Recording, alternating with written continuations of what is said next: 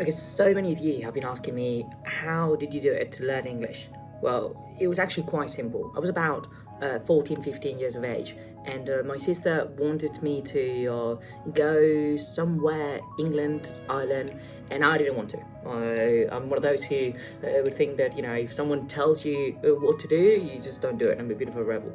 But then I turned 15, 16 years old, and I thought that English was extremely important for the global world we're living in. So what I did was literally, I went on, Google, Google Maps, and I went to England, and then I typed volunteering or voluntariado in Spanish. It was super simple because 7 places came up, like boop, boop, and then I basically tried to get the email from them, and then I emailed them all. Out of the 7, only 2 replied to me, and I just picked one, and I went to England.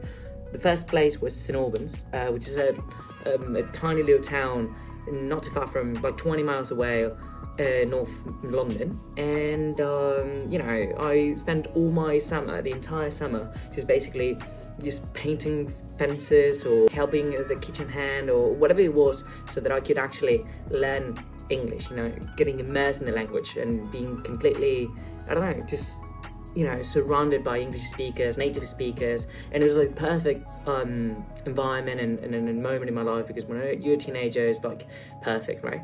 And so many of you would ask me or will tell me like, well, oh, you're very lucky because you imitate the accents quite well, blah blah blah.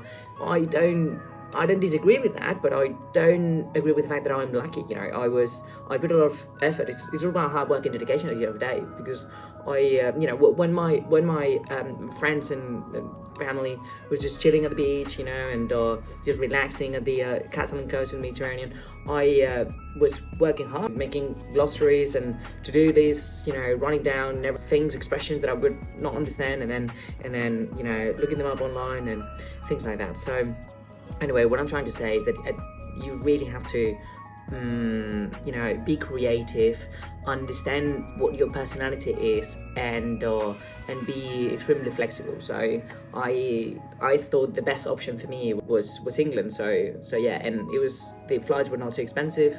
Ryanair offered back then, like for 80 euros return flights from Barcelona, so to Manchester or to Heathrow or whatever it was, and then I would go overland. And if your mindset and your mentality is right, just go for it.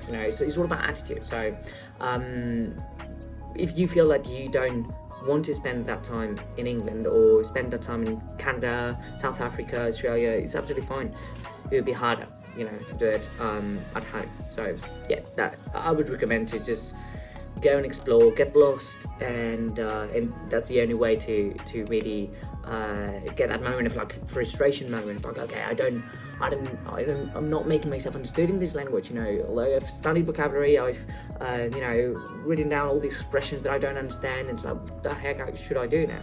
Well, once you get to that moment of frustration, it's like, okay, I've got enough vocabulary, but I just can't make myself understood. It's like you go through that, and then is when you really become fluent. Just like you don't need to think about words or like, yeah. So, and then the accent is irrelevant in here. Just go and and do it. So.